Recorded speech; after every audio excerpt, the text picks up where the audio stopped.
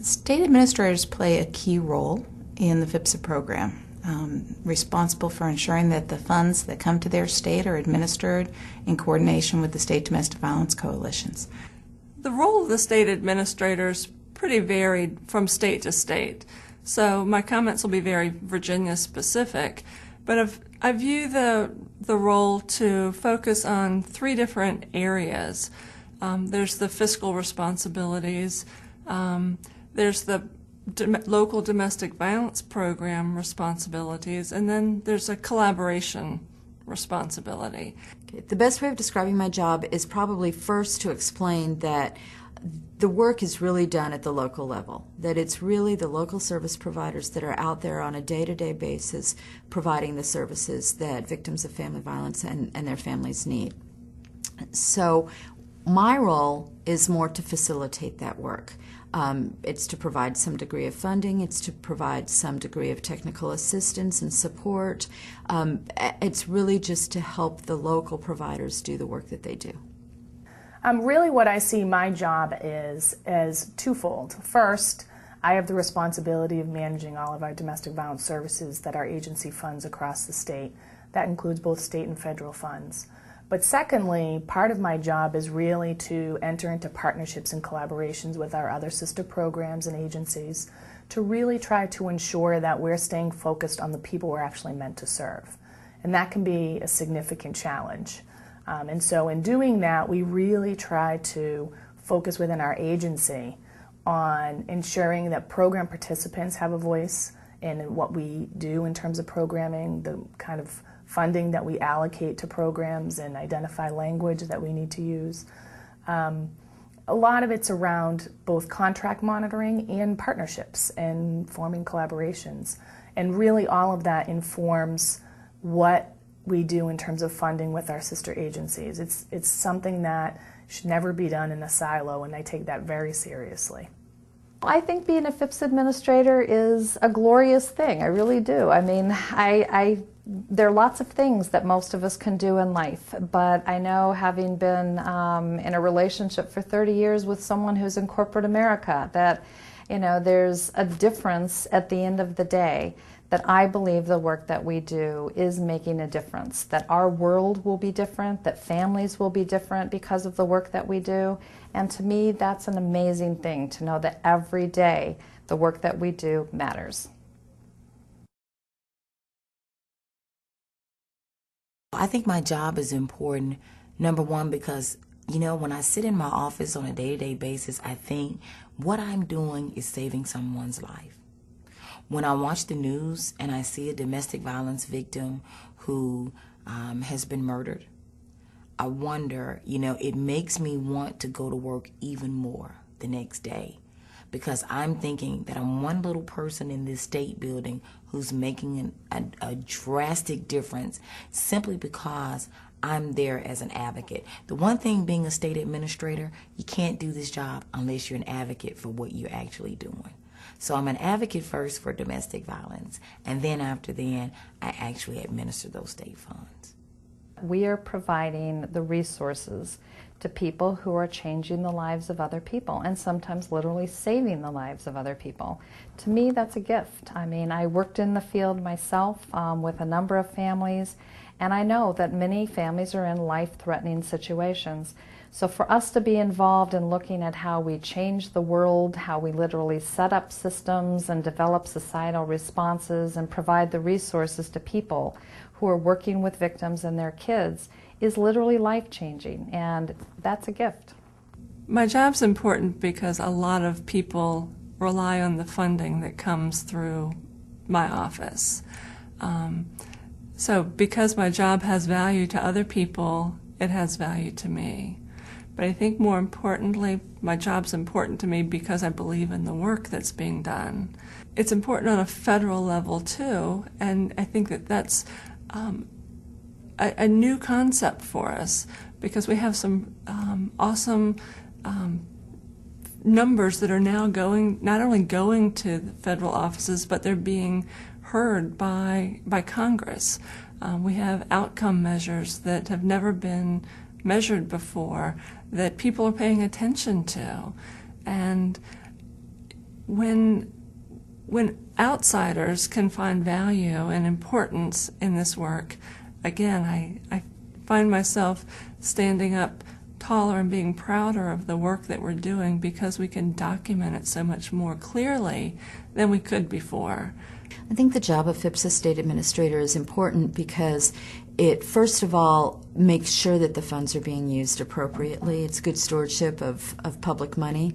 I think it's also important because we strive really hard to get as much of that money as possible out in the field, and so that it can be used at the local level for the actual provision of services. Well, I think my job is important only in the sense that I provide the opportunity for the folks on the front line, the DV shelters and the other programs, to actually serve the people. If I am anything, I feel like I am a role player that support the actual stars of the service delivery. Everybody's here for the same purpose, that we feel like we have a contribution that we make. And that comes from a very personal place.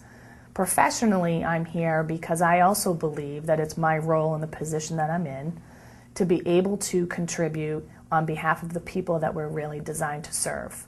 And so for me, it's important professionally to link the work that we do on a federal level to the state, to the local communities, and ultimately to each and every individual that seeks services within the programs that we all serve.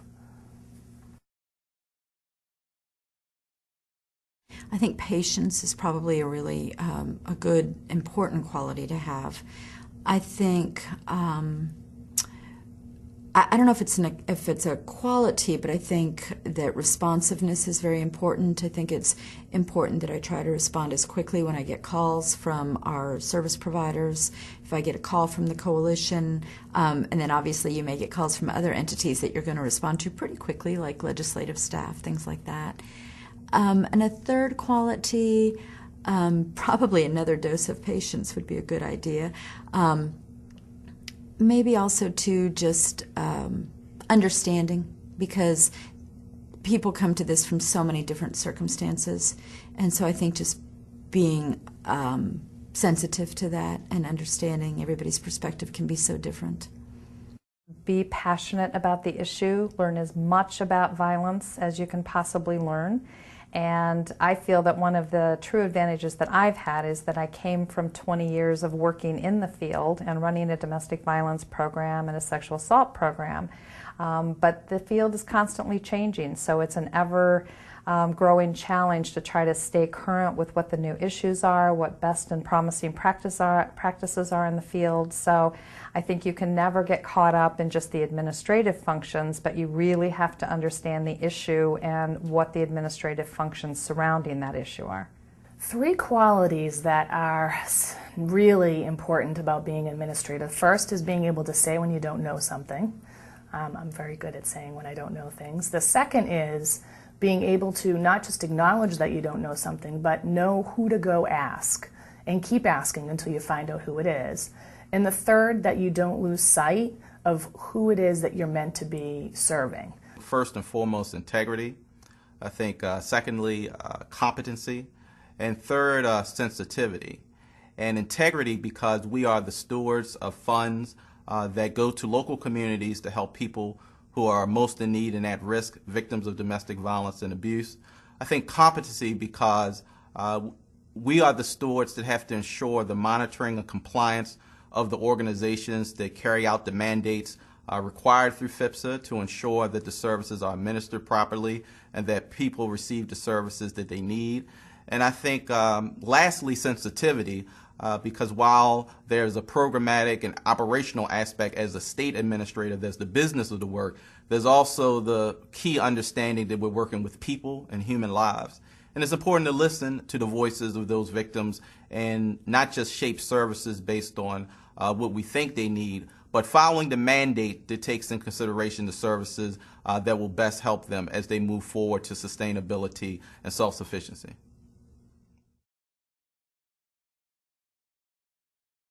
What I would have loved to have had information about or training about was what occurs with a victim, what happens to a victim, what can we provide for this victim?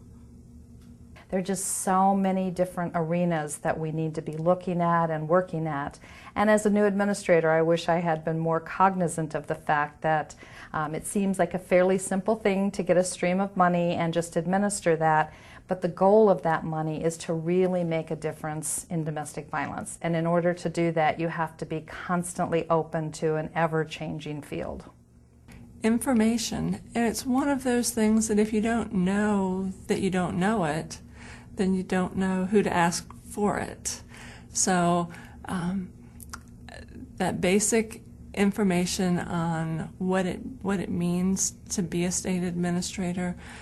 My job description didn't include any of the FIPSA requirements. It didn't include any of the reporting requirements for the other funding streams that I administer. My job responsibilities were very generic, and so it was a learning experience for me, and then a training experience for me to offer to my supervisor as to what I really needed to be doing. Well, one of the frustrations of doing this work is that you're working in a government organization, and it takes time. And it's frustrating because people will want what they want, but they don't want it fast. And you want it fast. And so you've got that pull and push that's going on constantly. Things don't work as fast as you want them to work. And you have to understand that that's the way government is. And the beauty side of it is, of course, you get the technical help and the resources that you want to have and need, but the other side is it's a snail's pace. One of the things that I think really stands out for me that I didn't know when I first became an administrator that I know now and that I would encourage folks to learn about very quickly is the National Resource Center, which holds a wealth of information, not just around advocacy, but around policy, around programming, program development. And when I first came, I knew that it existed but didn't really have a lot of information about what that meant and how incredibly resourceful they were and how they could help me in my thinking with the programs that we work with.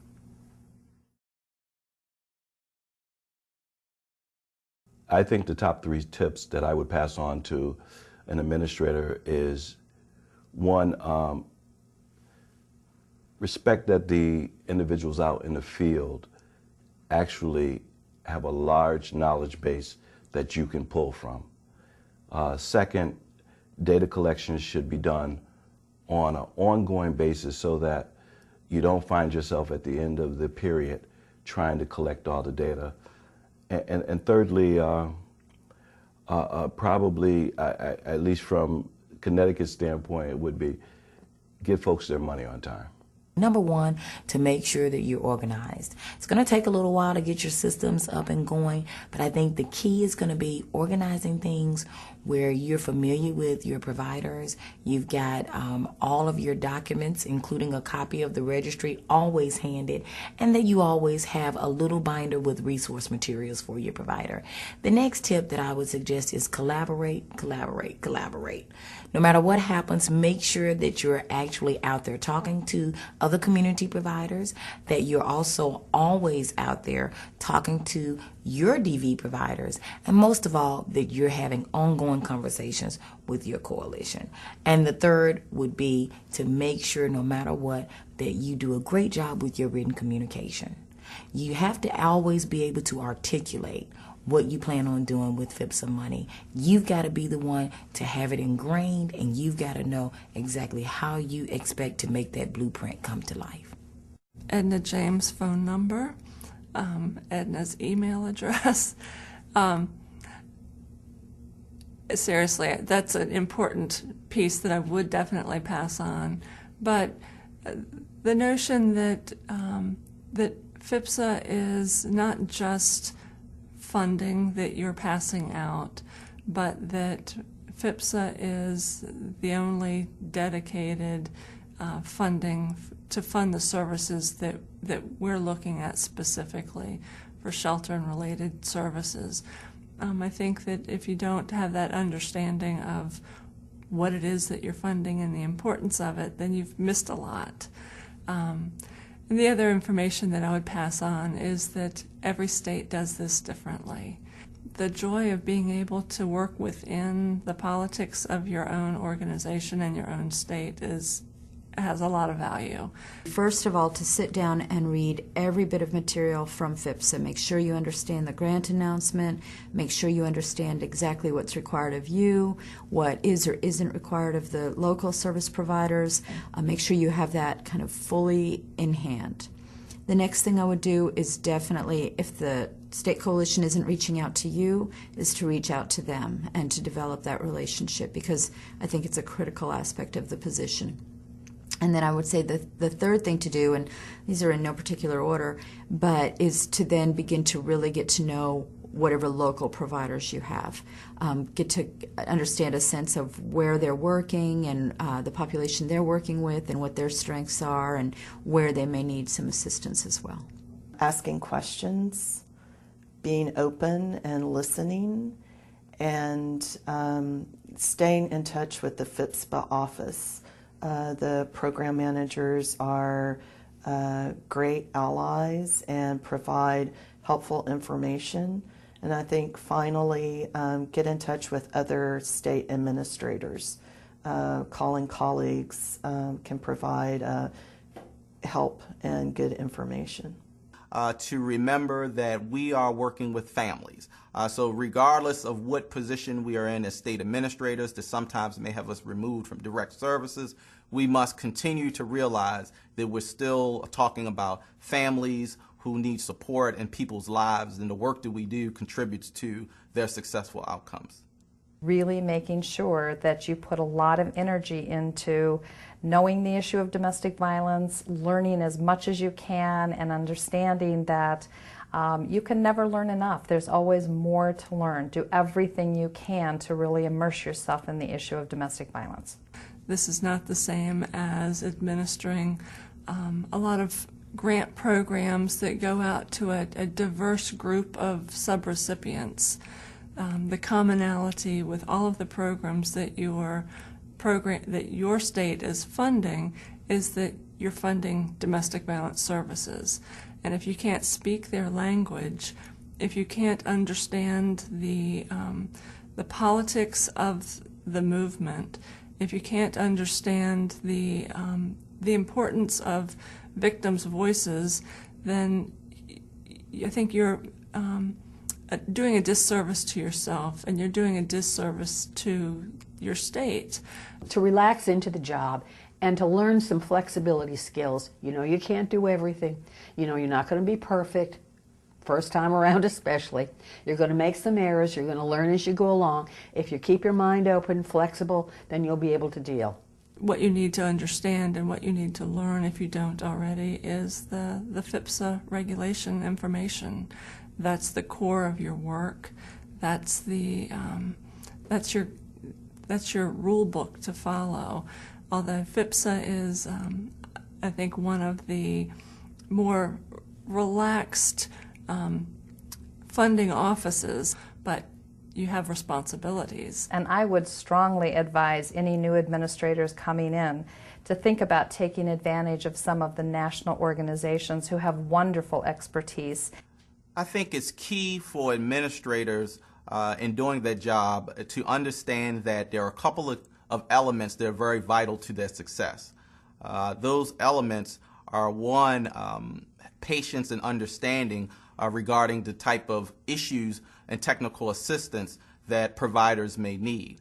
I think the second thing is not to make the assumption that all populations and jurisdictions are the same. In Maryland, we have a diverse communities, ethnically as well as geographically, that we have to be attentive to and understand that there's also shifts that require heightened services or more complex services that are required.